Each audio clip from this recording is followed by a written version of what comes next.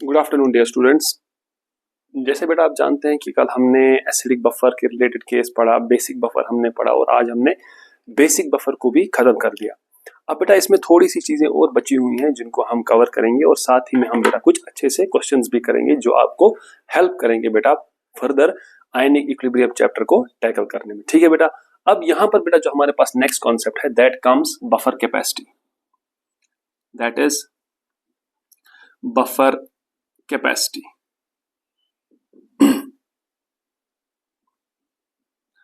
आखिर ये buffer capacity बेटा है क्या? What do you mean by buffer capacity? तो बेटा as you know that the basic concept behind the buffer is और the basic motive behind using the buffer is to prevent any change in pH. PH में कोई फर्क नहीं आना चाहिए और इसी वजह से बेटा हम क्या यूज करते हैं, हम बफर सॉल्यूशन का इस्तेमाल करते हैं। अब देखिए बेटा, अगर मैं आपसे कहूंगा कि जैसे मान लो आपको एसिडिक बफर है, ठीक है, तो एसिडिक बफर के लिए बेटा आपको क्या क्या चाहिए? फॉर एन एसिडिक बफर बेटा यू रिक्वायर वीक एसिड। ठीक है, वीक एसिड मान लीजिए बेटा हमारे पास CH3COOH है और इसकी कंसेंट्रेशन बेटा क्या है? C1 molar. और बेटा हमें इसी का सॉल्ट चाहिए स्ट्रॉन्ग बेस के साथ, let that be CH3COONA and let its concentration भी बेटा C2 मोलर। ठीक है बेटा, ये मोलैरिटी लिखी गई है। ठीक है, अब बेटा हम क्या करेंगे, ना ही हमें पता है C1 कितना है, ना ही हमें पता है C2 कितना है। मैं आपको एक एग्जांपल देता हूं बेटा। मान लीजिए बेटा हमने बहुत सारे कंटेनर्स लिए, 2-4 कंटेनर्स लिए, ठीक है, और हम क्या करेंगे C1 C2 के अलग अलग वैल्यूज की देखकर बेटा हम क्या करेंगे, बफर्स बना देंगे। मतलब यहां पर हमारे पास एसिडिक बफर फर्स्ट होगा बेटा, यहां पर हमारे पास एसिडिक बफर सेकंड होगा, यहां पर हमारे पास एसिडिक बफर थर्ड होगा और बेटा यहां पर हमारे पास एसिडिक बफर फोर्थ आ जाएगा। क्लियर? अब बेटा आप क्या करोगे, देखो इसमें आपने C1 C2 का एक वैल्यू डाला, इसमें C1 C2 का कोई और वैल्यू, इसमें C1 C2 का कोई और वैल्यू और इसमें C1 C2 का और वैल्यू, जिसकी बेसिस पर आपने 4 बफर्स या 4 एसिडिक बफर्स प्रिपेयर किए हैं। ठीक है, अब बेटा मान लीजिए कंसिडर यूजिंग HCl। हमने बेटा मान लीजिए बाहर से HCl डाल दिया, कितना डाल दिया? Let us suppose delta B, उसकी कंसेंट्रेशन कितनी थी? डेल्टा बी, या डेल्टा बी अमाउंट हमने क्या डाल दिया बेटा? HCl सब में डाल दिया। ठीक है, अब बेटा सोच के देखो, जैसे ही हम इस सब में क्या डालेंगे, HCl डाल देंगे, कोई फिक्स्ड अमाउंट डालेंगे, कोई फिक्स्ड अमाउंट, मान लो 2 ग्राम डाल दिया, 3 ग्राम डाल दिया, 4 ग्राम डाल दिया, जितना भी आपने डाल दिया बेटा आप यहां से HCl डाल दोगे। ठीक है बेटा, हमें पता है बेटा अब क्या करेगा, बफर थोड़ा सा काम करेगा और इस H पॉजिटिव की क्या, इस H पॉजिटिव के इफेक्ट को नेगेट करेगा, मतलब वो पीएच को चेंज नहीं होने देगा। लेकिन बेटा कल हमने देखा थोड़ा बहुत तो चेंज आ ही जाता है। ठीक है, अब बेटा ध्यान दीजिएगा, मान लो बेटा इसमें क्या हो गया, मान लो इसमें जो चेंज आ गया पीएच में, दैट पीएच का चेंज इज डेल्टा pH1। मान लीजिए बेटा इसमें जो चेंज आ गया पीएच का, दैट इज डेल्टा pH2। ठीक है, और बेटा मान लीजिए इसमें आ गया चेंज डेल्टा pH3 और बेटा मान लीजिए इसमें जो चेंज आ गया है दैट इज डेल्टा pH4। मतलब बेटा ये डेल्टा क्या रिप्रेजेंट कर रहे हैं? जाहिर सी बात है बेटा, पहले इस सॉल्यूशन का कुछ पीएच होगा, इसका भी। एसिड डालने की वजह से थोड़ा बहुत चेंज आ जाएगा, किसमें? पीएच में जरूर चेंज आ जाएगा क्योंकि बफर ने काम कर दिया होगा। ठीक है, अब देखो बेटा होता क्या है, हम क्या काम करेंगे, हमने देखा कि जब हमने इन चारों कंटेनर्स में डेल्टा बी HCl डाल दिया तो चेंज कितने का आया? Delta pH1, delta pH2, delta pH3, delta pH4। That means delta B की वजह से क्या क्या चेंजेस आई बेटा? डेल्टा pH1, ठीक है बेटा, इसी डेल्टा बी की वजह से एक और चेंज भी आ गई, डेल्टा pH2, इसी डेल्टा बी की वजह से बेटा एक और चेंज आ गई, डेल्टा pH3, और बेटा इसी डेल्टा बी की वजह से एक और चेंज आ गई, delta pH4। M I clear? ठीक है बेटा, अब देखो बेटा हम इसकी बेसिस पर हम कंपेयर नहीं कर सकते। देखो मतलब क्या है इसका, अगर बेटा मैं आपसे कहूंगा कि किसी सॉल्यूशन में अगर आपने बहुत ज्यादा HCl डाल दिया, किसी सॉल्यूशन में अगर आपने बहुत ज्यादा HCl डाल दिया और उसमें पीएच का चेंज जो हुआ वो बहुत कम हुआ, मान लो आपने किसी में 1 kg HCl डाल दिया और मान लो पीएच चेंज हुआ वो मान लो 0.5 यूनिट से चेंज हुआ। अगर सॉल्यूशन का पीएच पहले 3 था, मान लो बेटा वो 2.5 बन गया 1 kg HCl डालने से। रिमेंबर बेटा मैंने आपसे कुछ कहा था, 1 kg तो बहुत हो गया, हम जनरली कहेंगे कि हमने बहुत ज्यादा HCl डाल दिया, लेकिन उसकी वजह से जो चेंज आएगा बेटा, डू यू रिमेंबर हमने जब बफर सॉल्यूशन स्टार्ट किया था हमने HCl सिर्फ 0.365 ग्राम्स डाला था, चेंज कितने का आ गया था? चेंज आ गया था बेटा 5 यूनिट्स का, 7 से वो कहां चला गया था? 3 पर। Do you remember? उसी तरह से बेटा आप सोचो 0.365 की वजह से कितना चेंज आ गया? 5 यूनिट्स का।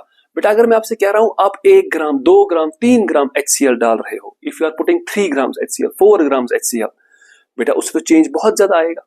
मान लीजिए आपने 4 ग्राम HCl डाला और पीएच में चेंज 0.5 का आ गया, तो मतलब इसका क्या हुआ बेटा, जो बफर है वो बहुत अच्छा बफर है, क्योंकि उसने बहुत ज्यादा अमाउंट ऑफ HCl को खत्म कर दिया। हाँ, उसने थोड़ा बहुत पीएच को चेंज होने दिया, एंड दैट थोड़ा बहुत इज 0.5।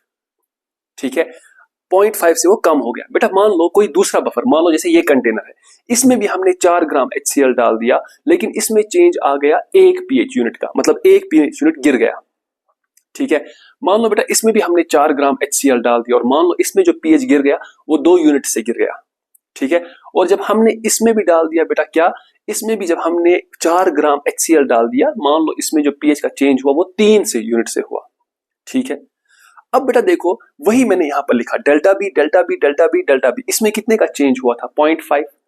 इसमें कितने का? इसमें 1 का। इसमें कितने का? 2 का। और बेटा मान लो इसमें कितने का? इसमें 3 यूनिट्स का चेंज हुआ था। ठीक है, अब हम क्या देखेंगे? हम देखेंगे कितना अमाउंट लगता है 1 यूनिट से चेंज होने के लिए। मतलब बेटा डेल्टा पीएच चेंज होने के लिए पहले वाले का डेल्टा पीएच 1 से अगर चेंज हुआ, कितना अमाउंट लग गया? डेल्टा बी कितना लग गया? Delta B. बताओ 1 यूनिट पीएच चेंज करने से कितना लगेगा?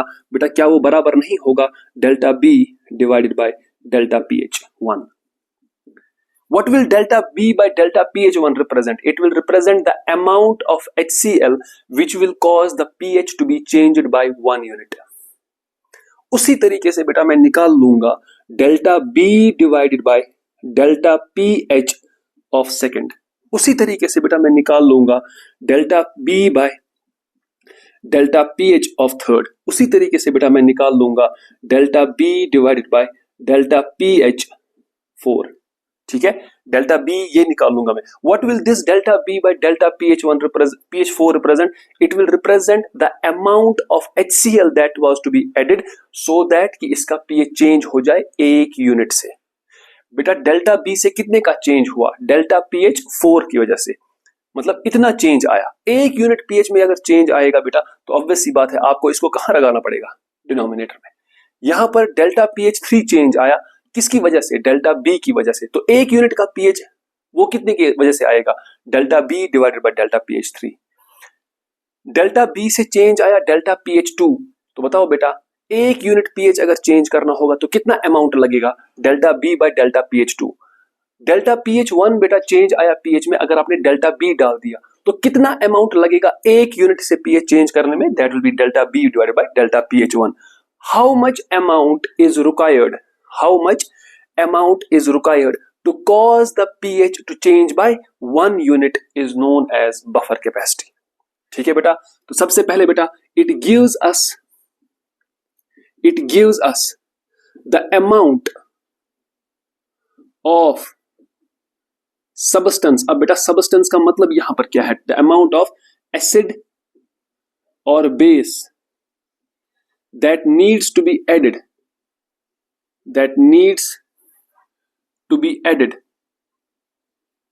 to the solution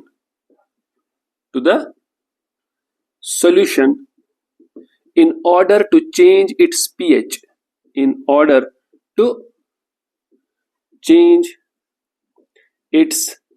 pH, by कितने से बेटा? by 1 unit। ठीक है, तो कितना आपको अमाउंट डालना पड़ेगा ताकि पीएच कितने से चेंज हो जाए? ताकि पीएच 1 यूनिट से चेंज हो जाए। That is known as buffer capacity.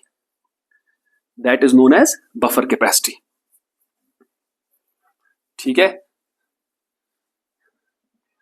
है, it gives us the amount of substance that needs to be added to the solution in order to change its pH by 1 unit. बेटा इसी को कहा जाता है बफर कैपेसिटी।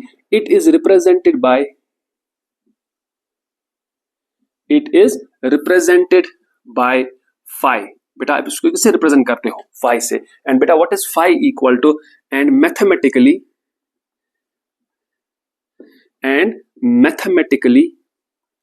बेटा phi बराबर होता है delta B divided by delta P H.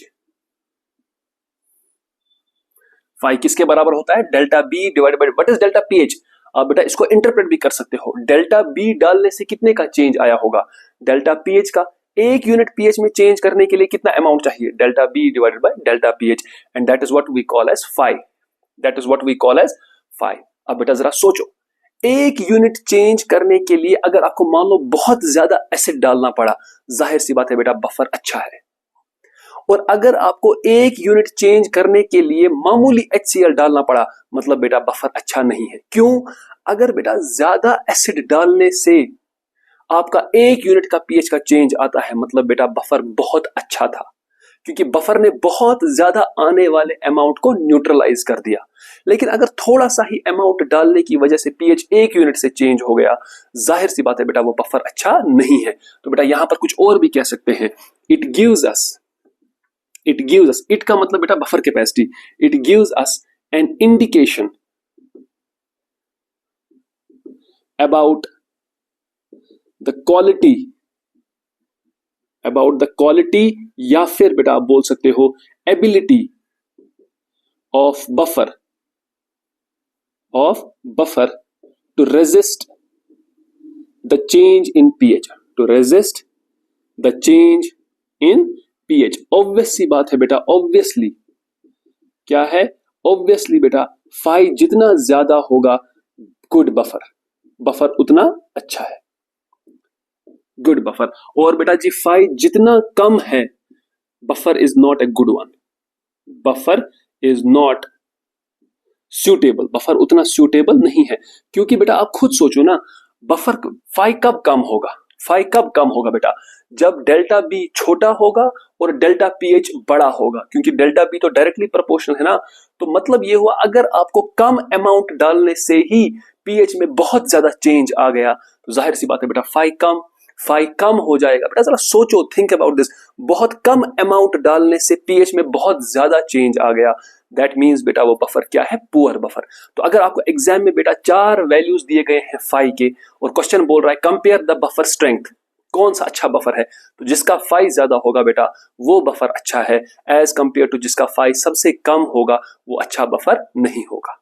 ठीक है, इसका मतलब बेटा आपको समझना है, higher the value of phi good is the buffer, lower the value of phi poor is the buffer. ठीक है, because a higher value of phi indicates that the more amount you will add. खुद सोचो बेटा, अगर phi का value ज्यादा है, मतलब डेल्टा बी ज्यादा और डेल्टा पीएच कम, बेटा इसका मतलब क्या हुआ? बहुत ज्यादा एसिड बाहर से डालने पर भी पीएच में उतना कोई खास चेंज नहीं आता है। यही तो बेटा बफर का काम है। ठीक है, this is very very important. यहां तक बेटा आई होप क्लियर हो गया होगा। ठीक है, अब देखिए बेटा, let us consider an acidic buffer. चलिए बेटा हम एक एसिडिक बफर को कंसिडर करते हैं। ठीक है, एसिडिक बफर बेटा कौन सा? CH3COOH plus CH3COONA। बेटा इसकी कंसंट्रेशन C1 मोलर, बेटा इसकी कंसंट्रेशन C2 मोलर। आई होप बेटा ये समझ में आ गया होगा। ठीक है, हमने एक बेटा एसिडिक बफर लिया है, आप बेसिक बफर ले लो बेटा, उससे कोई फर्क नहीं। मैं क्या निकालने की कोशिश कर रहा हूं? एक एक्सप्रेशन, किसके लिए? फाई के लिए। देखो बेटा कैसे करेंगे, बताओ बेटा मेरे को, पहले पीएच कितना होगा? What is the initial pH? Initial pH बेटा कितना होगा? Won't that be pKa plus log of salt by acid, मतलब बेटा C2 divided by C1। I will keep this equation first, again I am repeating, बेटा ऊपर salt नहीं होता है, ऊपर वो आयन होता है जिसकी हाइड्रोलिसिस हो रही है। अब चूंकि वो साल्ट के बराबर ही है, इसीलिए बेटा मैंने लिखा कंसंट्रेशन ऑफ साल्ट। ठीक है, अब देखिए बेटा, now let us add delta B molar HCl to it। हम इसमें बेटा क्या करेंगे? डेल्टा बी मोलर HCl इसमें डाल देंगे। किसमें? इस बफर में डाल देंगे। बोले बेटा अगर HCl डाल दिया तो इस बफर का कौन सा हिस्सा एक्टिवेट हो जाएगा? आई गेस सॉल्ट वाला। तो बेटा यहां पर आपको एक रिएक्शन लिखनी पड़ेगी, CH3COONA। बेटा ये किसके साथ रिएक्ट करेगा? HCl। और बेटा जी ये क्या बनेगा? CH3COOH plus NaCl। NaCl का होना या ना होना एक ही बात। इसके नीचे बेटा कितना लिखोगे? C2। बेटा इसके नीचे कितना लिखोगे? Delta B. इसके नीचे बेटा कितना लिखोगे? पहले से ही C1। अभी ये कुछ नहीं है। थोड़ी देर के बाद बेटा, थोड़ी देर के बाद अब मान लो बेटा बफर ने अपना काम कर दिया है, तो इसका मतलब बेटा बफर ने HCl को खत्म कर दिया है, तो यहां पर ये खत्म। बेटा what will be this? This will be C2 minus delta B. बेटा what will be this? C1 plus delta B. अब बताइए बेटा what is remaining in the solution? Weak acid और इसी का साल्ट स्ट्रॉन्ग बेस के साथ, मतलब सॉल्यूशन अभी भी क्या है? एसिडिक बफर है। ठीक है, सॉल्यूशन अभी भी क्या है बेटा? एसिडिक बफर है। ठीक, अब देखो बेटा मैं कैसे इसको करूंगा। The solution is still an acidic buffer. ठीक है बेटा, सॉल्यूशन अभी भी क्या है? एक एसिडिक बफर है। अगर एसिडिक बफर भी है बेटा, बताइए मुझे what will B it's final pH? Final pH किसके बराबर होगा बेटा? pKa प्लस बेटा लॉग ऑफ साल्ट। क्या बेटा साल्ट के बदले C2 माइनस डेल्टा बी आएगा और बेटा एसिड के बदले C1 प्लस डेल्टा बी आएगा। ठीक है बेटा, ये हो गई मेरी equation number second. Just let me have a look. दिख भी रहा है? हाँ बिल्कुल। अब देखिए बेटा हमें क्या निकालना है? अगर आपको याद है बेटा फाई किसके बराबर है? Delta B divided by delta pH, मतलब आपको चेंज इन पीएच चाहिए। बेटा ये है इनिशियल पीएच और ये है फाइनल पीएच। अब बेटा समझ लेना इसको, जब आपने सॉल्यूशन में HCl डाल दिया, जब आपने सॉल्यूशन में HCl डाल दिया, बेटा किसकी कंसंट्रेशन बढ़ रही है? वीक एसिड की। कोई बात नहीं, वीक एसिड की ही कंसंट्रेशन बढ़ रही है, मतलब बेटा बफर का पीएच डिक्रीज हो जाएगा। बफर का पीएच क्या हो जाएगा? डिक्रीज हो जाएगा। बेटा अगर बफर का पीएच डिक्रीज हो जाएगा, इसका मतलब बेटा फाइनल पीएच इनिशियल के मुकाबले में कम आएगा। मतलब बेटा जी डेल्टा पीएच, डेल्टा पीएच बेटा ये किसके बराबर आएगा? This will be equal to pH final minus pH initial. लेकिन बेटा जब आप पीएच फाइनल लिखोगे, बाहर लिखोगे ना एक minus, because the pH has decreased, the pH has reduced. ठीक है बेटा, चलिए बेटा डेल्टा पीएच लिखिए। हाँ, अगर आपने बेटा बेस डाला होता, यहां पर बेटा आपको फिर माइनस नहीं लिखना होता, सीधे प्लस आता, pH final minus pH initial. क्यों? क्योंकि उस वक्त फाइनल पीएच ज्यादा होता, इनिशियल पीएच कम होता। बड़े में से ज्यादा निकालते, साइन प्लस का ही आता, लेकिन यहां पर कम में से बड़ा निकाल रहे हो तो साइन माइनस का आएगा। ठीक है, पीएच फाइनल बेटा किसके बराबर है? pKa plus log of C2 minus delta B divided by C1 plus delta B. ठीक है बेटा, माइनस को तो मैं बेटा बाहर ही रख रहा हूं, minus times what is pH initial बेटा? That is pKa minus times log of C2 by C1, C2 by C1। ठीक है बेटा, ये pKa cancel. What is delta pH equal to बेटा? That is equal to minus times बेटा is it log m minus log n? I can write this as log of C2 minus delta b divided by C1 plus delta b whole divided by, बेटा इसी के नीचे लिख रहा हूं C2 by C1। मतलब बेटा ये log जो है ना, ये log मैंने एक ही में कंबाइन किया। ठीक है, गुड। अब अगर बेटा ये भी ठीक है, minus times I can write this as log of, अब ध्यान दीजिएगा बेटा, I will write this as C2 minus delta B whole divided by C2। ठीक है, इनटू बेटा मैं करूंगा इसको C1 divided by C1 plus delta B. I don't know कि यहां से विजिबल होगा कि नहीं। हाँ विजिबल है, इट्स क्लियरली विजिबल। ठीक है, C2 माइनस डेल्टा बी बेटा यहां पर होगा C1 बाय दिस। ठीक है, अब जरा बेटा देखो डेल्टा पीएच किसके बराबर आएगा? डेल्टा पीएच बेटा बराबर आएगा माइनस टाइम्स लॉग ऑफ, जरा बेटा इसको सॉल्व करो, C2 को दोनों के नीचे दे दो, will it become 1 minus delta B divided by C2।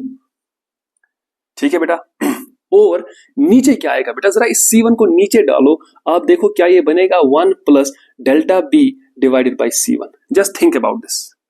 ठीक है, मैंने इस C1 को इसके नीचे ले आया, C1 बाय C1 1, और डेल्टा बी को भी बेटा अपना C1 दे दिया। Is it log m by n?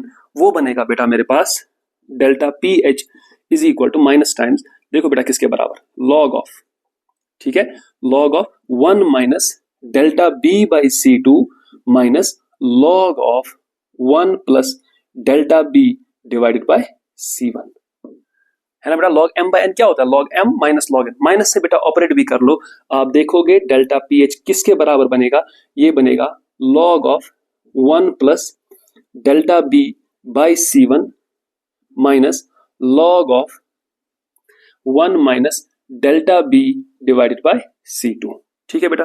अब ध्यान दीजिएगा बेटा मैं क्या करने वाला हूं, ठीक है, पे फुल अटेंशन बेटा, बिल्कुल भी आपको अपनी कंसंट्रेशन इधर उधर नहीं करनी है, वरना बेटा ये सब गलत हो जाएगा।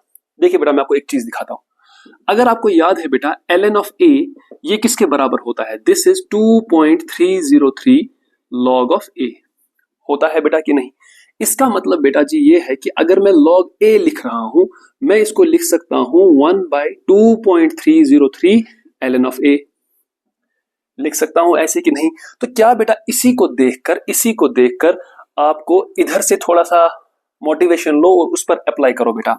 जब आप इस पर ये अप्लाई करोगे, do you agree with me कि जहां पर डेल्टा पी एच बेटा बराबर बन जाएगा, इसके बदले बेटा I will write 1/2.303 ln of 1 plus delta B by C1, बेटा उसको मैं लिखूंगा minus times 1/2.303 ln of 1 minus delta B divided by C2। क्या बेटा इसमें कोई प्रॉब्लम किसी को, यहां पर तो कोई प्रॉब्लम नहीं होगी ना, तो ये आपके पास इजीली सॉल्व हो जाएगा।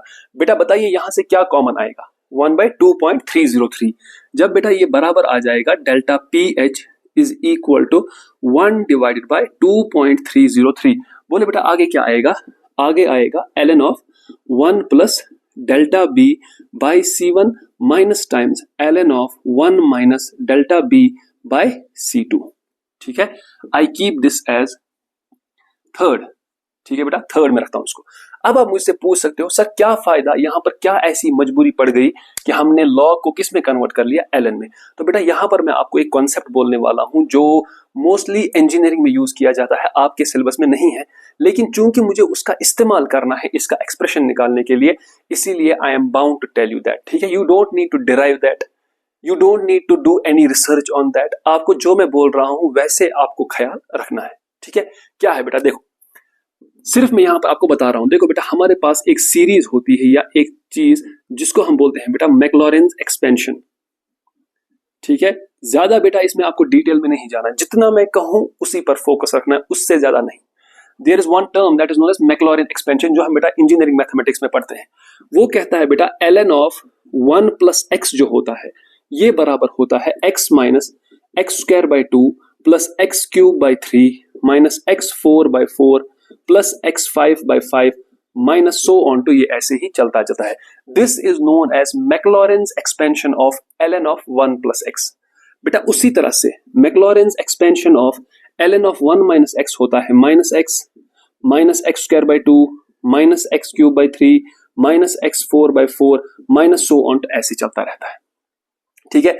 Now you don't need to go here and there, just plus वाले में क्या होता है, पहला प्लस अगला माइनस, पहला प्लस अगला minus, plus minus plus minus, लेकिन माइनस वाले में सारी टर्म्स क्या होती है, माइनस वाली। क्लियर, यहां तक तो कोई डाउट नहीं होना चाहिए।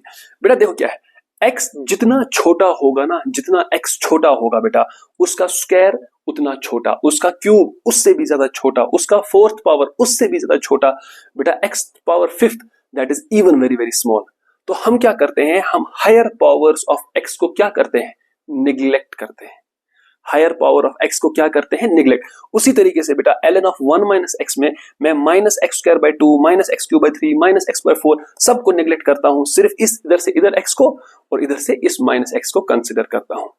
तो बेटा अगर आपको ये चीज, ये मैक्लॉरेंस एक्सपेंशन जो आपको पता होनी चाहिए थोड़ा बहुत, ठीक है, ज्यादा आपको इसमें बेटा डिटेल नहीं करनी है, कोई रिसर्च नहीं करनी है, बस ये चीज आपको पता होनी चाहिए। नाउ थिंक अबाउट दिस बेटा, आपको शायद आंसर समझ में आया होगा कि सर लॉग से क्यों पहुंचा ln पर।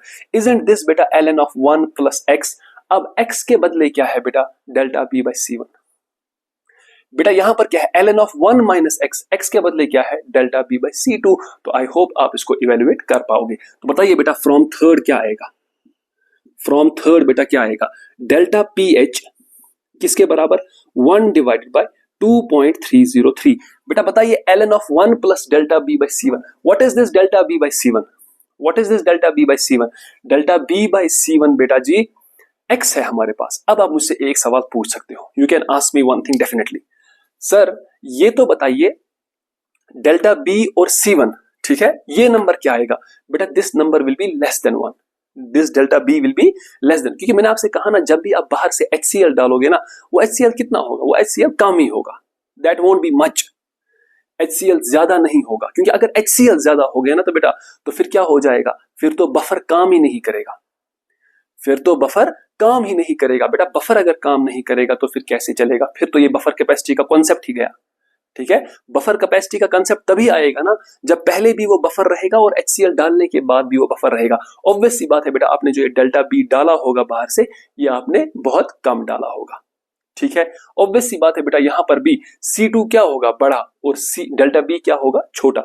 मतलब ये डेल्टा बी बाई C1 और ये डेल्टा बी बाई C2 क्या है, लेस देन 1। और लेस देन 1 का जब आप स्क्वायर करोगे, क्यूब करोगे, फोर्थ करोगे, फिफ्थ करोगे, ऑब्वियस सी बात है बेटा क्या आ जाएगा answer, answer will definitely be negligible. लेकिन यहां पर आप पहली टर्म नेग्लेक्ट नहीं कर सकते हो।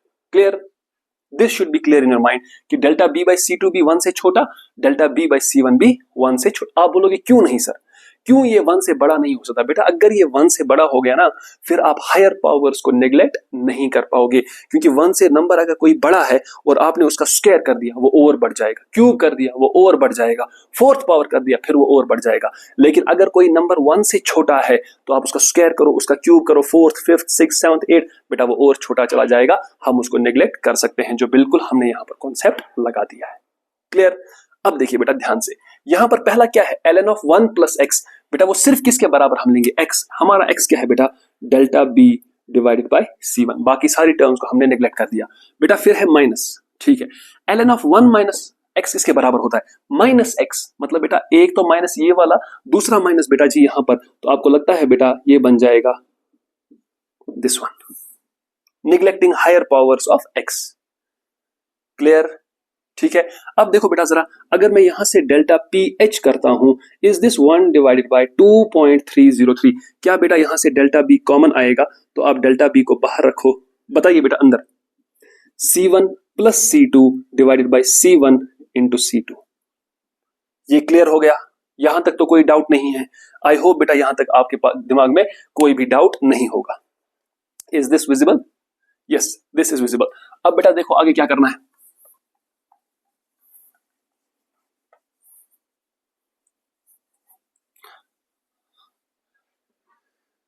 ठीक है बेटा, ऐसा हो गया बेटा। अब बताइए बेटा जरा मैं यहां से ऐसे करूं, if I do something like this, बेटा मैं 2.303 C1 into C2 whole divided by C1 plus C2, बेटा क्या आप सबको दिख रहा है, that is delta B divided by delta pH.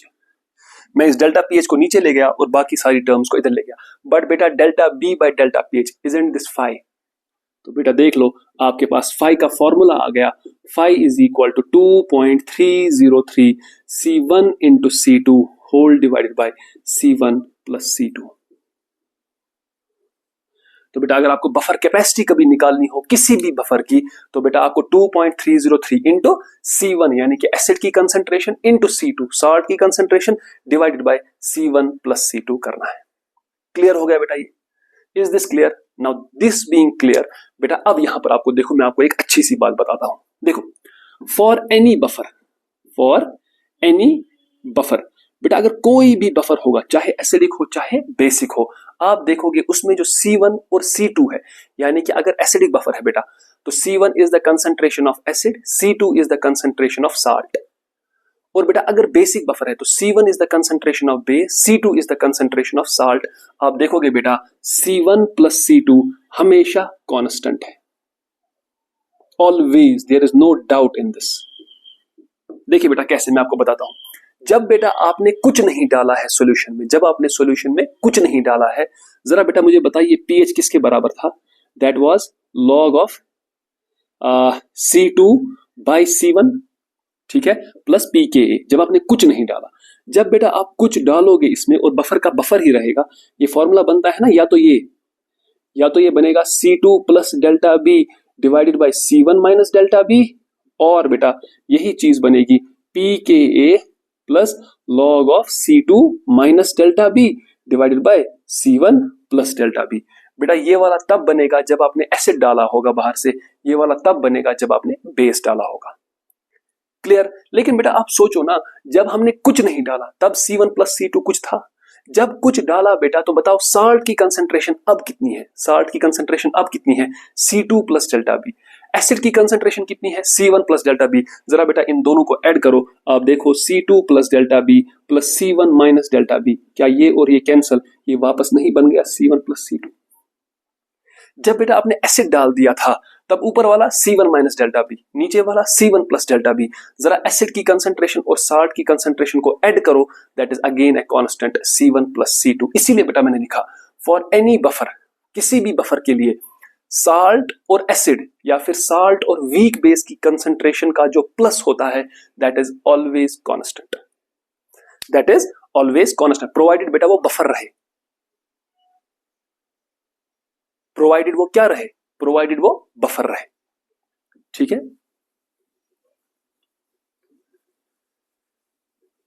अब देखिए बेटा, ठीक, हाँ, तो C1 plus C2 is always constant. तो बेटा बताओ, अब देखो बेटा एक और चीज, हम अगर एक ग्राफ प्लॉट करते हैं, फाई का, या तो आप कंसंट्रेशन ऑफ साल्ट लो, या तो आप कंसंट्रेशन ऑफ साल्ट इस साइड से डालो, या फिर आप इस साइड से कंसंट्रेशन ऑफ एसिड डालो। ठीक है, if we plot a graph between buffer capacity and concentration of salt या फिर concentration of acid, I don't really care, चाहे आप इस साइड से साल्ट रखो या एसिड रखो, जो भी रखो बेटा, ग्राफ का नेचर हमेशा ऐसा आता है, हमेशा। ठीक है, डजंट मैटर बेटा आपने यहां से साल्ट रखा हो या एसिड रखा हो, the curve comes like this. ठीक है, अब बेटा जरा सोच समझ के देखना, ये पॉइंट क्या रिप्रेजेंट करता है, what is this point representing? मान लो बेटा मैंने साल्ट के रेस्पेक्ट में ही डाला है, किसके रेस्पेक्ट में, और साल्ट की कंसंट्रेशन बेटा आपको याद है C2 थी। देख लीजिए बेटा, तो यहां पर बेटा इस पॉइंट पर क्या है, पॉइंट ऑफ मैक्सिमा, मतलब बेटा जी ये पॉइंट रिप्रेजेंट कर रहा है क्या, maximum buffer capacity. This point is representing maximum buffer capacity. बेटा अगर किसी बफर की बफर कैपेसिटी मैक्सिमम है, हम उसको नहीं कह सकते हैं बेस्ट बफर, अच्छा बफर, नहीं कह सकते हैं। यस वी कैन से कि इस पॉइंट पर चूंकि फाई मैक्सिमम है, we can say that here phi is maximum. और बेटा फाई मैक्सिमम का मतलब बेटा क्या होता है, मैक्सिमम का मतलब होता है बेस्ट बफर, है कि नहीं? अब बेटा जरा ध्यान दीजिएगा, मैं उस इक्वेशन को बेटा फाई को लिख रहा हूं 2.303। ठीक है, मुझे साल्ट की कंसंट्रेशन यानी कि C2 रखनी है। बेटा पता है मैं C1 के बदले क्या लिखूंगा, I will write K minus C2। क्यों? C1 plus C2 is equal to K, K is a constant, तो C1 किसके बराबर बनेगा, K माइनस C2। और बेटा मैं C2 जो वहां पर है उसको वहीं पर रखता हूं, और नीचे क्या है C1 प्लस C2, बेटा जी इसके नीचे मैं K लगाता हूं। ये क्लियर हो गया? ठीक है, चलिए बेटा इसको मल्टीप्लाई करते हैं।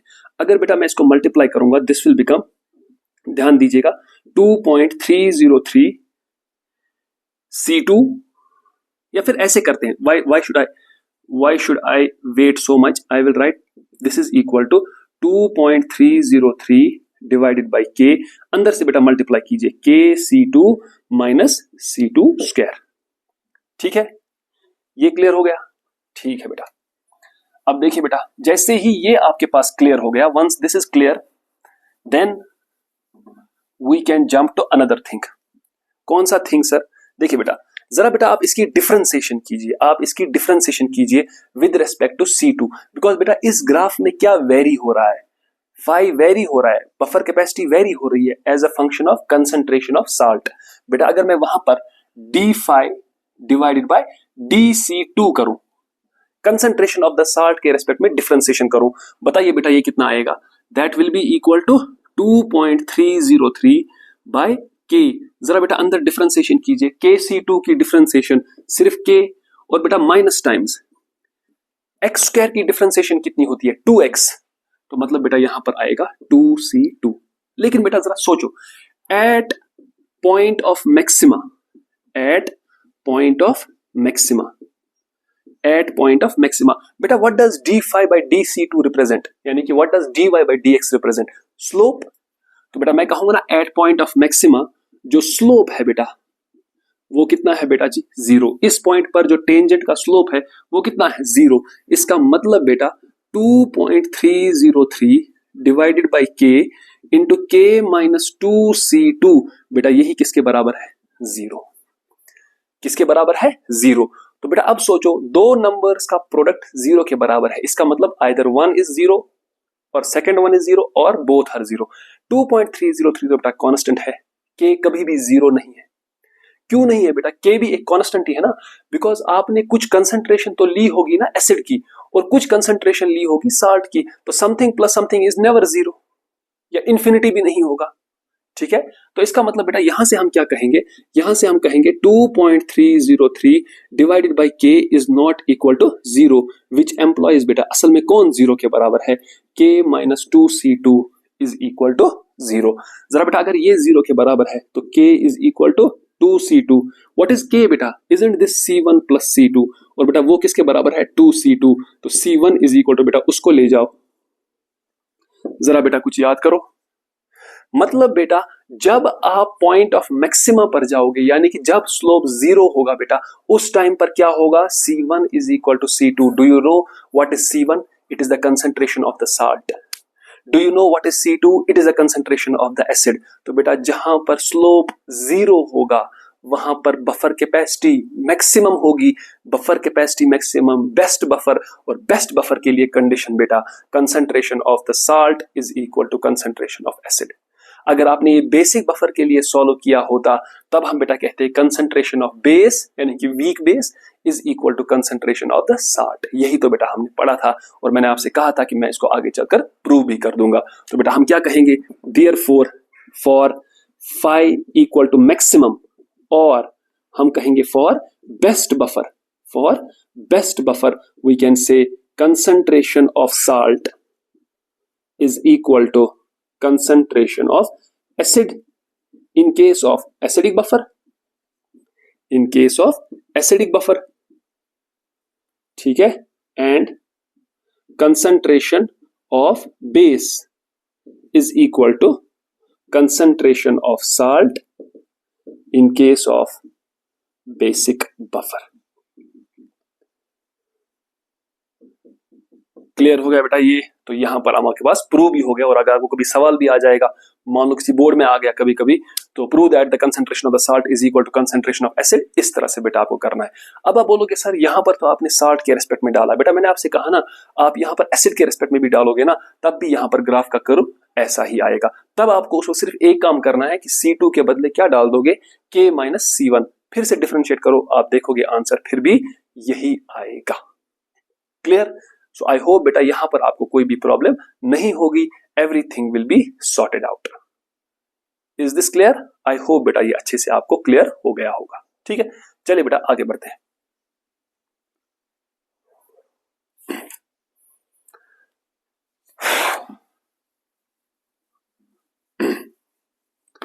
अब बेटा ये बफर करने के बाद, बफर की कंडीशन निकालने के बाद, अब हम बफर कैपेसिटी में तो आगे बढ़ चुके हैं। अब हमें बेटा कुछ सवाल करने हैं, तो सवालों को ध्यान दीजिएगा, that is very very important part.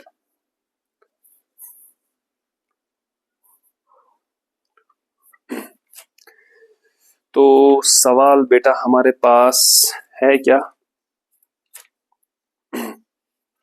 या सवाल करने से पहले बेटा एक और काम कर लेते हैं। We will do one more topic, that is diluting acidic buffer.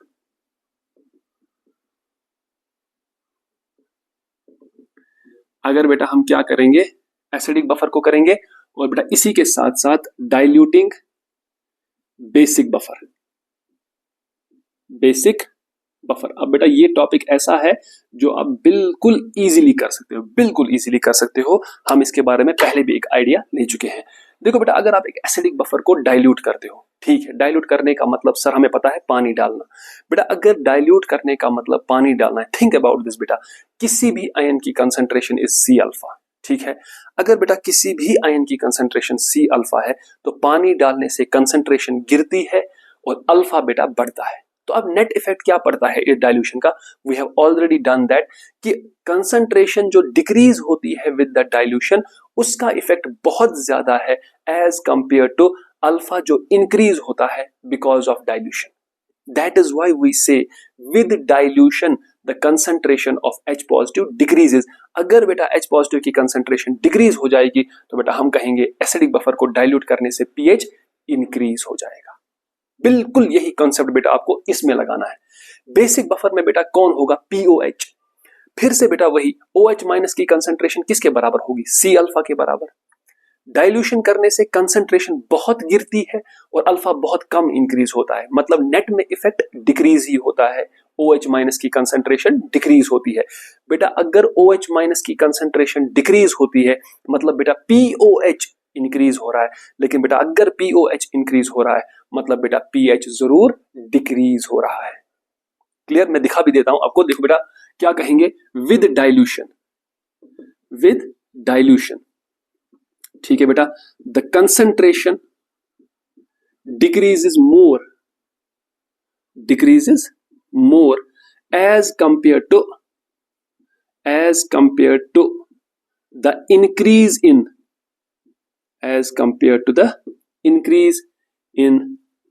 Degree of dissociation, as compare to the increase in degree of dissociation. Therefore बेटा हम क्या कहेंगे? ध्यान दीजिएगा। Therefore for an acidic buffer, therefore for an acidic buffer beta we will say that the concentration of H positive decreases which implies pH increases। तो buffer का pH बेटा dilution करने से बढ़ता है। ठीक है, तो बेटा यहां पर क्या कहेंगे? फॉर ए बेसिक बफर, अब बेटा मैं एक ही में करूंगा। कंसंट्रेशन ऑफ OH माइनस बेटा जी डिक्रीजेस, जिसका मतलब POH इंक्रीजेस, जिसका मतलब बेटा pH डिक्रीजेस। बिकॉज हम जानते हैं बेटा pH किसके बराबर आएगा इस केस में? 14 माइनस POH। अरे बेटा POH जितना बढ़ेगा pH उतना कम हो जाएगा। Is that clear? बेटा POH बढ़ने का मतलब क्या? OH माइनस की कंसंट्रेशन बढ़ेगी, कम हो जाएगी। बेटा अगर OH माइनस कम हो गया तो H पॉजिटिव की कंसंट्रेशन बढ़ेगी, H पॉजिटिव की कंसंट्रेशन बढ़ेगी बेटा तो pH जरूर कम हो जाएगा। So this is the effect of dilution in case of acidic buffer as well as in case of basic buffer. बेटा ये चीज आपको, ये दोनों पॉइंट्स बड़े ही इंपॉर्टेंट है and I am pretty sure कि अब आप इसका ध्यान रखेंगे आगे चलकर। किसी भी एसिडिक बफर को अगर डाइल्यूशन किया pH बढ़ेगा, बेसिक बफर को डाइल्यूशन किया तो बेटा pH जरूर कम हो जाएगा, लेकिन उसका POH बढ़ जाएगा, इधर पर POH कम हो जाएगा। Clear? So this should be बेटा, ये आपके पास दिमाग में रहना चाहिए। ठीक, अब बेटा हम कुछ सवालों पर भी आ सकते हैं।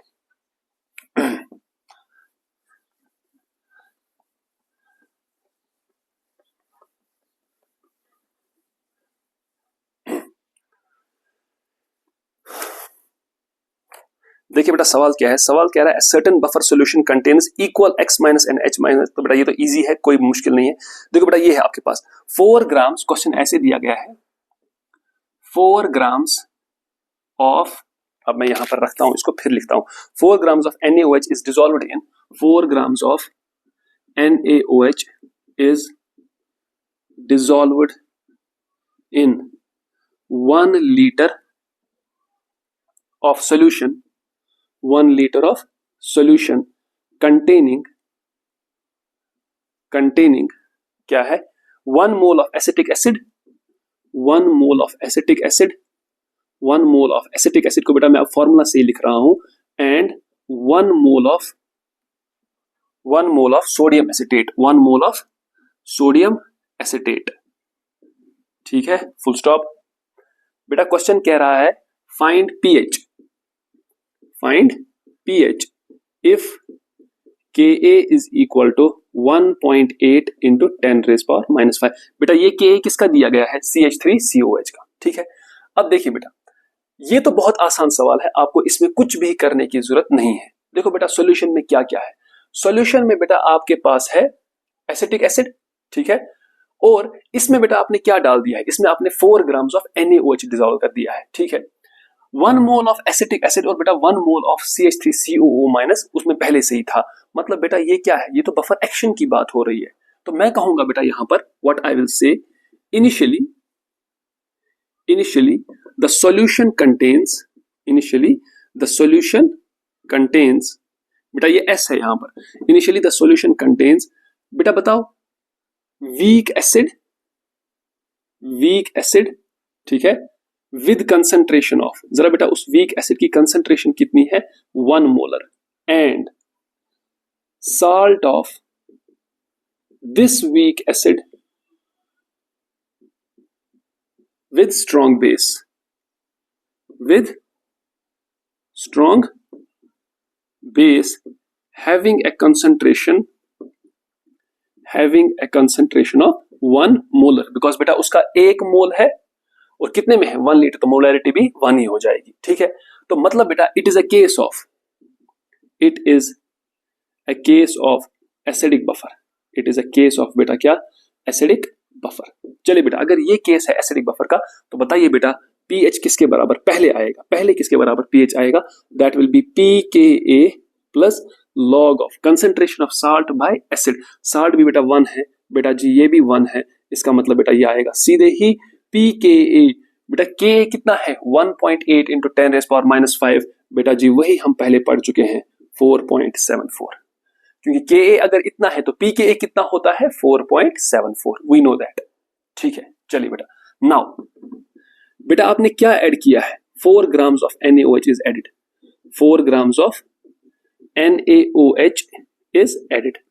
बेटा अगर आपने 4 ग्राम NaOH डाला, जरा बताओ ये कितने मोल्स हैं, विच एम्प्लॉइज, जरा बताइए बेटा ये कितने मोल्स हैं NaOH के, मोल्स ऑफ NaOH 4 तो बेटा इसका वेट है, 40 इसका मॉलिक्यूलर मास है, दिस इज 0.1 मोल्स, लेकिन बेटा कितने में डाला है, 1 लीटर में, this also implies concentration of NaOH is equal to 0.1 molar. अब बेटा जरा सोचिए, बफर के सामने एक बेस आ गया बेटा, तो बफर का कौन सा, इस एसिडिक बफर का कौन सा कंपोनेंट जाग जाएगा, एसिड वाला कंपोनेंट जाग जाएगा। देखिए बेटा क्या होगा, ये वाली रिएक्शन CH3COOH, इसके सामने आप बिठा दो NaOH को, बेटा क्या बनेगा CH3COO Na प्लस H2O, ठीक है बेटा जी। जरा CH3CO पहले कितना था बेटा 1, आपने इसमें NaOH बेटा कितना डाल दिया 0.1, बेटा ये क्या है पहले से ही कुछ मौजूद है, यस 1, अब कौन खत्म होगा बेटा, NaOH विल गेट ओवर, तो बेटा ये बन जाएगा आपके पास 0.9, बेटा ये तो 0, और बेटा जी ये आपके पास बन जाएगा 1.1 बनेगा। It is the case of, अब क्या बचा बेटा, it is the case of weak acid and इसका साल्ट, it is still a case of acidic buffer, it is still a case of acidic buffer, बेटा ये तो अभी भी केस है कौन सा, एसिडिक बफर का, और अगर बेटा ये अभी भी केस है एसिडिक बफर का, देयरफॉर बेटा बताइए pH किसके बराबर, that will be pKa plus log of salt by acid, मतलब बेटा वो होगा 1.1, बेटा जी एसिड 0.9। आई डोंट थिंक आपको कोई प्रॉब्लम होनी चाहिए, बेटा जी याद करो pH is equal pKa, we know that is 4.74। क्या बेटा ये असल में 11/9 ही है, तो बेटा मैं लिख सकता हूं ना इसको log of 11 minus log of 9, क्या बेटा हम log 11 याद रख चुके हैं, yes 1.04, what is log 9, log 3 का स्क्वायर, 2 बेटा आगे आएगा, पीछे बचा log 3 कितना 0.48, 2 इंटू 0.48 दैट इज 0.96, तो बेटा इसका मतलब pH is equal to 4.74 plus 1.04 minus 0.96, जरा बेटा 0.96 को क्या ऐड करोगे कि 1.04, 0.08 बेटा, अगर आप 0.08 ऐड करोगे ठीक है बेटा, तो यहां पर बन जाएगा 4.74 प्लस 0.08, ठीक है बेटा, 4.74 प्लस 0.08, बेटा आप देखोगे यही बन जाएगा 4.82, जो इसका pH बन जाएगा। Let me check the answer, बिल्कुल बेटा करेक्ट आंसर है 4.82। क्लियर बेटा, आपको ये समझ में आया ये सवाल मैंने कैसे किया, how did I solve it, बेटा मुझे पता है बहुत सारे स्टूडेंट्स ऐसे होंगे जो यहीं पर छोड़ जाएंगे, ठीक है, बोलेंगे क्या कि इसमें कौन सॉल्व करेगा। अब log 11 पता नहीं है, log 9 अगर आपको आता है log तभी कर पाओगे बेटा। कुछ वैल्यूज याद रखे हैं जो मैंने आपको बोला है, log 1, log 2, log 3, log 5, log 7, log 10 और log 11। ये 7 लॉग्स याद रख लीजिए बेटा, आप दुनिया का कोई भी लॉग इवेल्युएट कर सकते हैं। ठीक है, तो वहां पर आपको ये दिमाग में रखना है और क्वेश्चन को ऐसे ही सॉल्व करना है। आई होप बेटा ये क्लियर हो गया होगा। ठीक है, अच्छा अब बेटा देखो एक बहुत ही अच्छा सवाल है जो मैं आपको और करवाऊंगा, जहां पर आप देखोगे कि किस तरह से क्वेश्चन को टैकल करेंगे हम। ठीक है,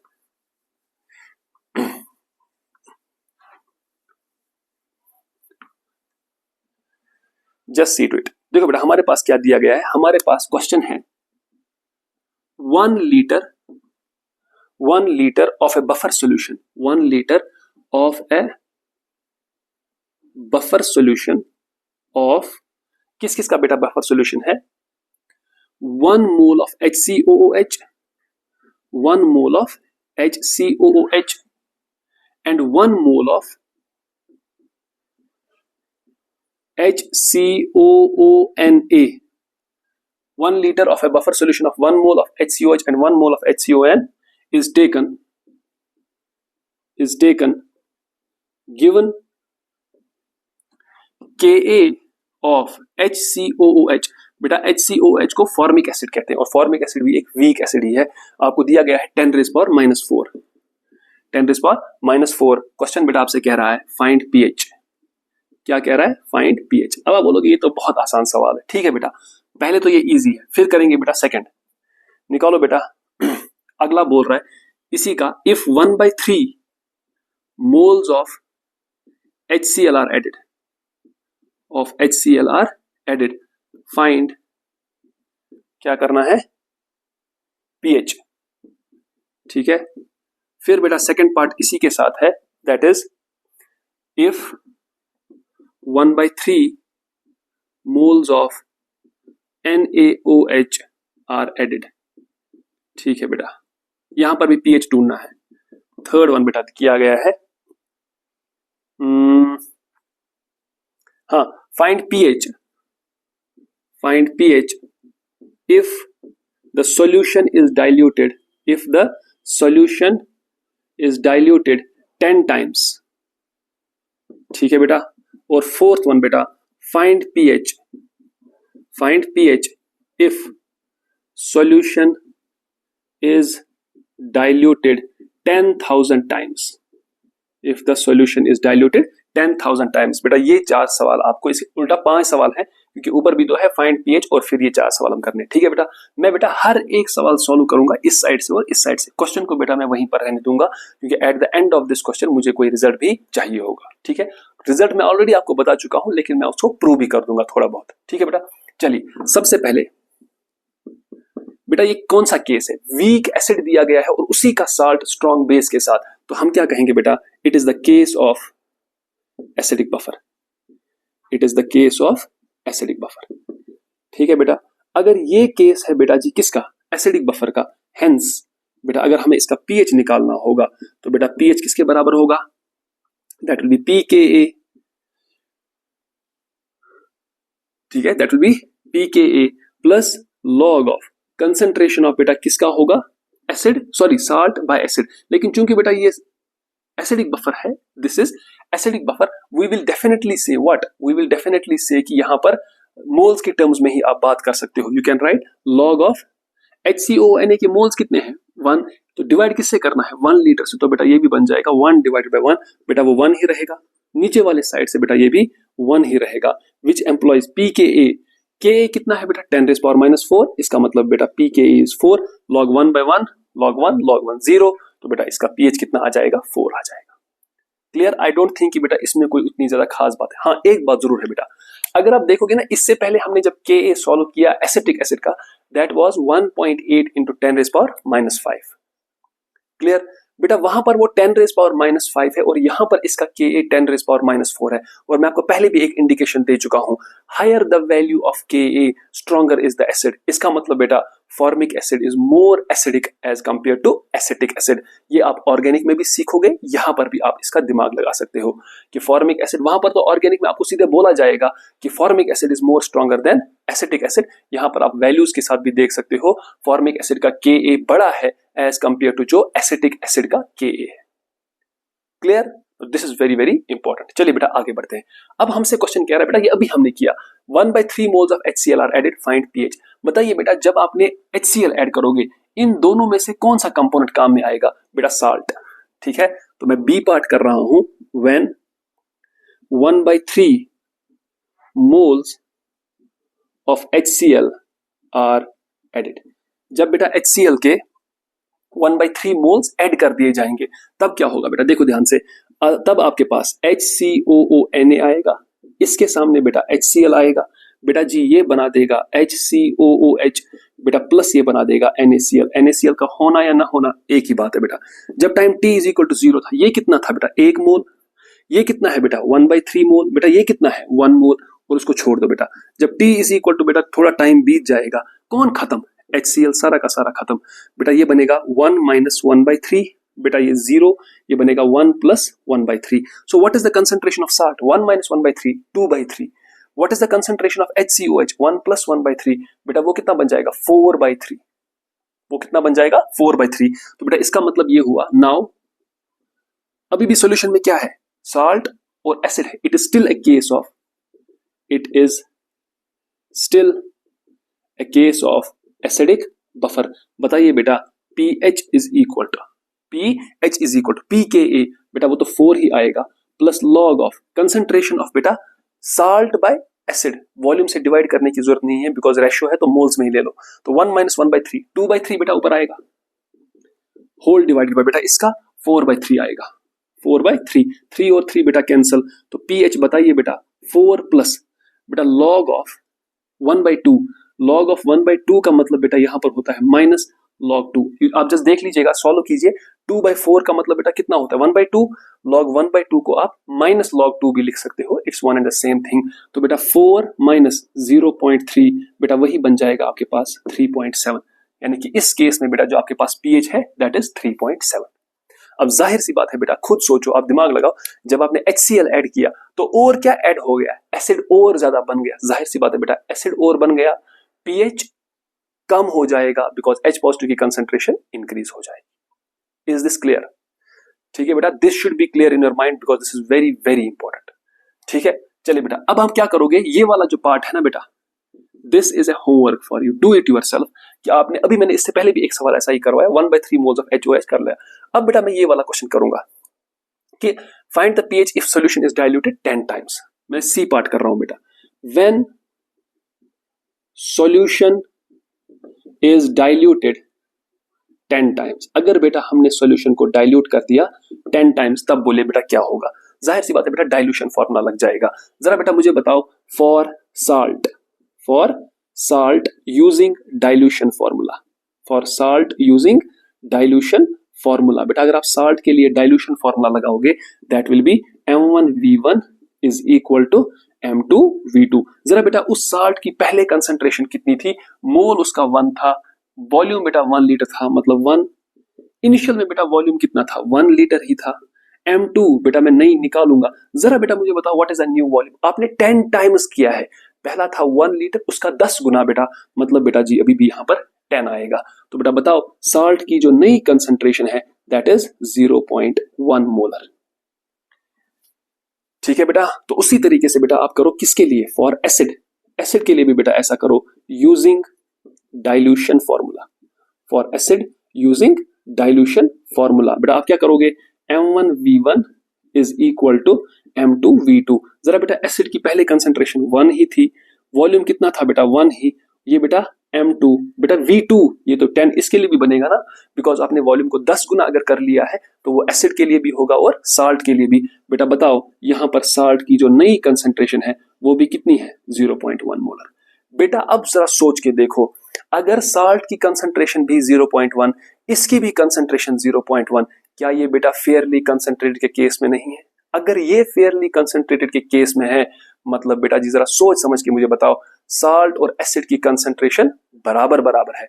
अगर बेटा साल्ट और एसिड की कंसंट्रेशन बराबर बराबर है, these ranges, these concentration of salt and acid after dilution, बेटा याद रखिएगा, these concentrations of salt and acid after dilution are still in the range of fairly concentrated solution, hence it is still an acidic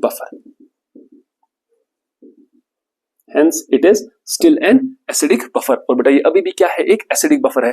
तो acidic buffer है, फिर से आप हेंडरसन्स equation लगाओ, pH मिल जाएगा, pH is equal to pKa plus log of, बेटा अब 1 by 1 नहीं आएगा, अब 0.1 डिवाइडेड बाय 0.1, ऑब्वियस सी बात है बेटा इस केस में अभी भी पीएच 4 ही रहेगा।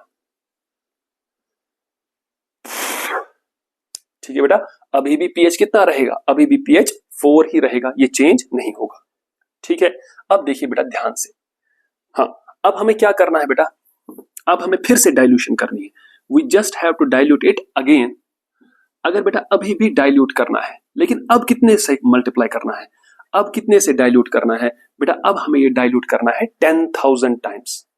देखो बेटा सॉल्यूशन का fourth part, when dilution is 10,000 times, when dilution is 10,000 times, बेटा अगर हमने डाइल्यूशन 10,000 टाइम्स कर ली है, पहले आप साल्ट के लिए निकालो, फॉर साल्ट बेटा M1V1 is equal to M2V2। अगर बेटा आप यहां से देखोगे M1 तो बेटा 1 ही था, वॉल्यूम भी बेटा 1 ही था, M2 बेटा ये मैं निकालूंगा। By the way what is this M2? This M2 is the new concentration of the salt after dilution. बता सकते हो बेटा what is the new volume? 10,000 times, मतलब बेटा ये जरूर हो जाएगा 1।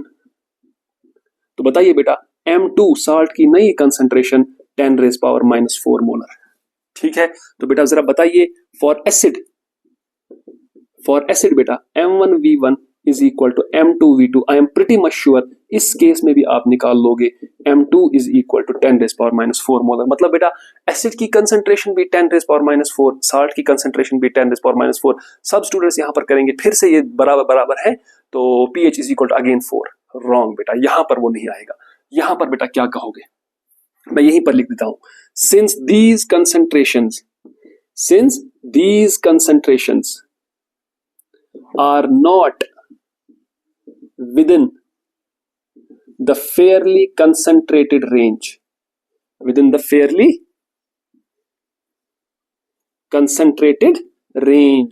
hence we cannot use Henderson's equation। तो इसीलिए बेटा हम Henderson's equation नहीं इस्तेमाल कर सकते, हम Henderson's equation यहां पर इस्तेमाल नहीं कर सकते। तो फिर कैसे करें सर इस सवाल को? देखिए बेटा let us go back to the basics. हम जानते हैं यहां पर बेटा जी क्या होगा, HCOOH, बेटा ये ब्रेक हो जाएगा HCOO माइनस, और बेटा जी ये ब्रेक हो जाएगा H प्लस। ठीक है बेटा, remember T is equal to 0 पर इसकी कंसंट्रेशन बेटा C1, इसकी कंसंट्रेशन C2, और बेटा वो तो कुछ नहीं है।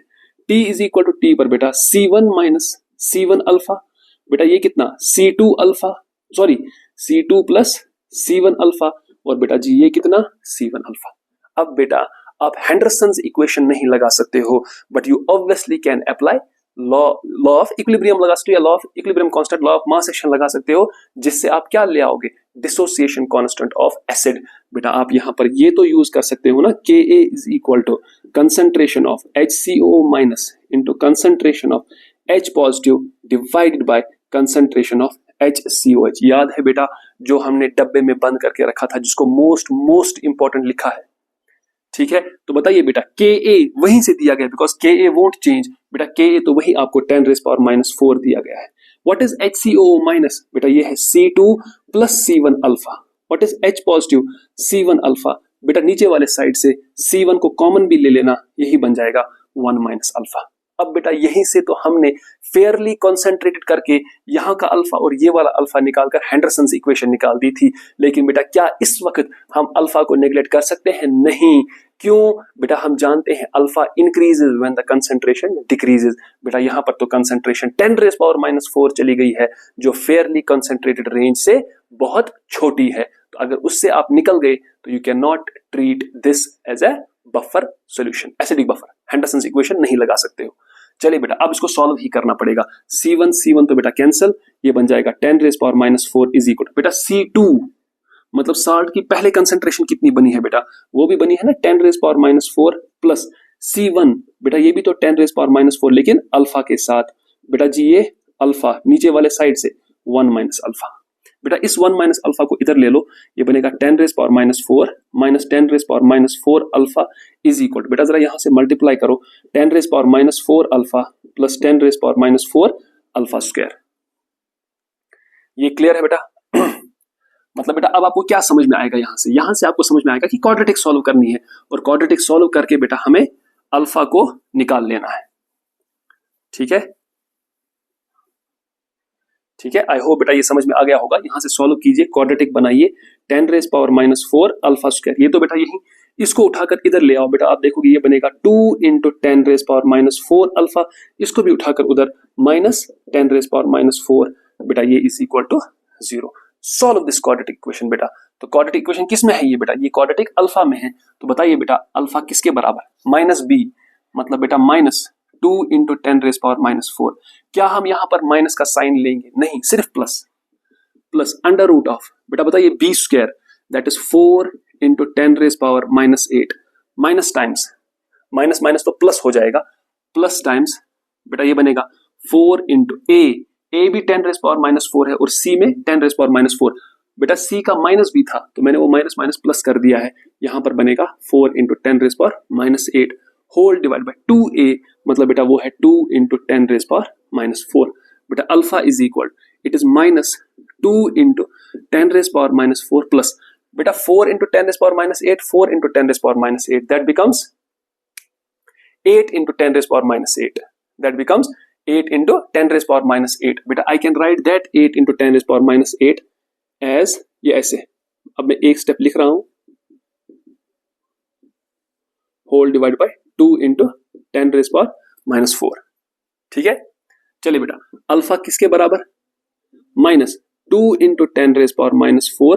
बेटा 10⁻⁸ कैसे बाहर आएगा? 10⁻⁴, और बेटा √8 that is 2√2 whole divided by 2 × 10⁻⁻4। I hope बेटा ये समझ में आ गया होगा। जरा ऊपर से क्या कॉमन निकाल सकते हो? Alpha is equal to, you can take 2 × 10⁻⁻4 बाहर, बेटा ये क्या बनेगा? √2 - 1, नीचे क्या आएगा?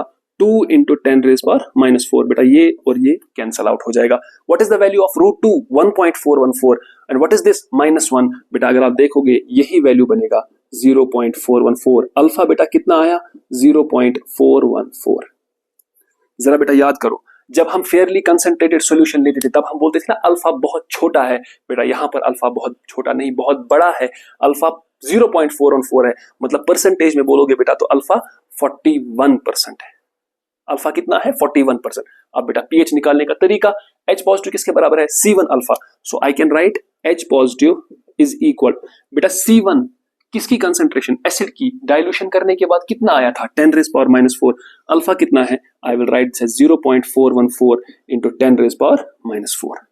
बेटा जी क्या मैं इसी को लिख सकता हूं 4.14 × 10⁻⁵? ऑब्वियस सी बात है, I can write pH is equal to बेटा 5, 10 का पावर जो है उसको सामने लाओ, माइनस जो सामने लिखा है इसका लॉग सब्ट्रैक्ट कर लो।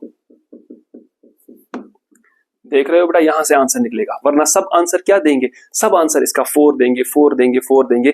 नहीं बेटा 4 इसका आंसर नहीं आएगा। Is this clear? This is very very important, very very important. अब बताइए बेटा log ऑफ 4 कितना होता है? log ऑफ 4 बेटा जी होता है 0.6, लेकिन बेटा ये तो log 4.14 है, तो आप 0.6 से थोड़ा सा आगे बढ़ा दो बेटा। You can write pH is equal to 5 minus 0.6 है ना, तो आप लिखो 0.62, कोई खास फर्क नहीं होने वाला है। 0.6 नहीं लिख देना, बिकॉज बेटा वो log 4 का वैल्यू है, लेकिन आपके पास 4 से बड़ा वैल्यू, अगर 4 से बड़ा वैल्यू तो आंसर भी 0.6 से थोड़ा सा ज्यादा, तो बेटा यही करोगे 5 माइनस 0.62, बेटा आंसर विल बी डेफिनेटली 4.38। क्या होगा बेटा 4.38। और बेटा सोचो, थोड़ी देर पहले हमने कुछ किया था, क्या किया था कि अगर एक एसिडिक बफर को डाइल्यूट किया जाएगा, डाइल्यूट कर दिया जाएगा, तो वो एसिडिक बफर अपना पीएच इंक्रीज कर देगा। देखो बेटा पहले पीएच कितना था 4, फर्स्ट पीएच वाज 4, अगर बेटा पीएच अब 4 नहीं है, अब पीएच कितना है 4.38, क्या ये 4 से इंक्रीज नहीं हुआ? Yes, it has obviously increased in comparison to 4। अब आप बोलोगे सर कि जब हमने डाइल्यूट कर दिया एसिटिक फॉर्मिक एसिड तो वहीं पर है ना सर। ठीक है बेटा, बिल्कुल सर, इसका साल्ट भी तो वहीं पर है ना, बिल्कुल है बेटा। सर ये तो अभी भी एसिडिक बफर, बेटा एसिडिक बफर की बात नहीं है यहाँ पर, बात है बेटा यहाँ पर कि क्या आप हेंडरसन्स इक्वेशन लगा सकते हो? No, you can not apply Henderson's equation, because Henderson's equation के लिए आपके पास सॉल्यूशन का कंसंट्रेटेड होना, फेयरली कंसंट्रेटेड होना जरूरी है। बेटा ये अभी भी एसिडिक बफर है, there is no doubt, it is still an acidic buffer, but the pH of this acidic buffer cannot be obtained based on Henderson's equation। अब बेटा ये बफर का pH आप निकाल सकते हो इस कॉन्सेप्ट से, स्टेप बाय स्टेप चलकर, न कि based on acidic buffer of, या I am sorry, not on the basis of Henderson's equation, क्योंकि हेंडरसन्स इक्वेशन तभी लग सकती है जब आप अल्फा को नेग्लेक्ट कर सकते हो। जब अल्फा को नेग्लेक्ट ही नहीं किया बेटा, जाहिर सी बात है आप हेंडरसन से एक आंसर नहीं निकाल सकते हो, आपको इस मेथड के थ्रू जाना होगा। Is this clear? This is very, very, very important. Very important. Keep this thing in mind. Don't forget this. Don't even think of forgetting this. क्योंकि बेटा अगर ये भूल गया किसी तरीके से, खुदा ना करे, अगर ये भूल गया बेटा, हम एग्जाम में आंसर क्या देंगे? 4 दे देंगे, क्योंकि हमें लगेगा साल्ट और एसिड की कंसंट्रेशन बराबर, pH is equal to pK, best buffer. नहीं बेटा, बेस्ट बफर नहीं होगा, वहां पर -5 आ जाएगा। इस बात का बेटा ध्यान दीजिएगा, वेरी वेरी इंपॉर्टेंट, कि आपको बेस्ट बफर नहीं यहां पर होगा। जब ये हेंडरसन इक्वेशन है ही नहीं तो निकालोगे कहां से? बफर है, बफर ये डेफिनेटली है बेटा, there is no doubt in this, but आप हेंडरसन इक्वेशन से इसका आंसर नहीं निकाल सकते हो। इसका आंसर बेटा आपको इस स्टेप के थ्रू जाना होगा, और मैं आपको गारंटी दे रहा हूं बेटा, इस सवाल के लिए जो आपका ए पार्ट होगा वो जरूर 4 होगा, और इसका जो आंसर 4.38 है, ये कौन सा वाला होगा? ये डी पार्ट होगा, जहां पर आप फिर प्रॉब्लम महसूस करोगे। ठीक है, सो बेटा आई होप कि आज के इस लेक्चर में, इस सेशन में आपको बफर कैपेसिटी क्लियर हो गया। ये जो मैंने न्यूमेरिकल्स करवाए बड़ी इंपॉर्टेंट न्यूमेरिकल्स हैं, आई होप बेटा आप और न्यूमेरिकल्स प्रैक्टिस करोगे, और जहां पर भी बेटा आपको प्रॉब्लम आएगी, एनीवेयर यू फील लाइक कि नहीं हो रहा है, तो बेटा I am always there, you can put your comment section में, आप अपना कमेंट डाल सकते हो, अपना सवाल लिख सकते हो। एल्स बेटा जो आपके पास मेल आईडी मेरा है ही, मैं डिस्क्रिप्शन में भी दे दूंगा, तो आप उस पर मेल करके मुझसे अपनी क्वेरीज पूछ सकते हो। I will try my level best कि मैं आपको उसका आंसर दे पाऊं। ठीक है बेटा, so with these words I take your leave बेटा, अल्लाह हाफिज।